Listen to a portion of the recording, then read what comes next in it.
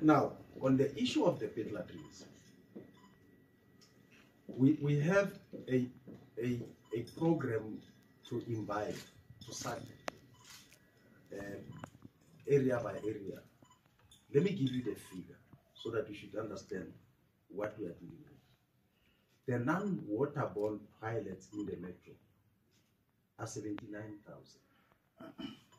Of the 79,000 of the non-waterborne, 50,744 are literally pit latrines. Pit latrines might have been good the previous years, but they have surpassed their lifespan. We need to ensure that we develop waterborne toilets to our communities across the metro. The remaining number of the 50,744 would account to bucket system and other modalities that may not be conducive as well. Now, to ensure that we create a waterborne system across those homes and houses and residents, we must have two critical things. The first one should be the resources to do so. But the second one is that a waterborne toilets would need enormous water. So we must also have water. Now you would understand that in our previous interaction with the media and as well as during the summits that we had a water in-depth specifically to deal with how we can bring water to our area.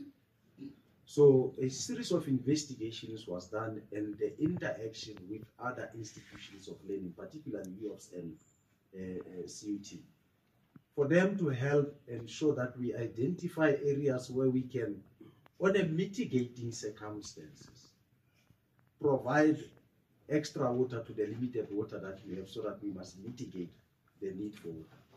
But the final habitat of the problem that we are sitting with regard to water, it is the pipeline that must come from Harib that it's handled at the national level.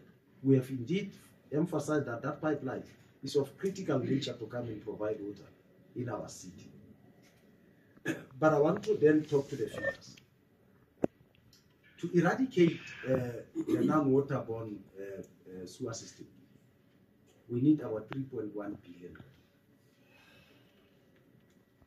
To fix all our roads, which account to 1,600 kilometers of tired roads that are in a bad state, and 220,000 roads made out of gravel. They are also in need of attention. To deal with that, all in all, we'll need more than 7.5 billion rand to address the issues of those roads. So necessarily, one would have expected that the subsequent follow-up to Section 159, subsection 7, would be Section 154. That section in itself kindles the intervention by national government to come and have an intervention on those areas where the metro might not have the resources to cover. So it is what we're engaging national that the movement from Section 139, it must really be followed up by the movement to Section 154 and any other form of intervention that will come, resource-wise, to help the metro to address some of these limitations that I'm talking about. So these are the figures as they are. So the fact that I'm telling you the figures looking at you is a sign that I deal with these figures on a daily basis. Hence, I'm not looking at any records to tell you these figures. But go test them in terms of documentation. You'll be shocked to say I'm actually on point in terms of the exact numbers, because it's an order of the day.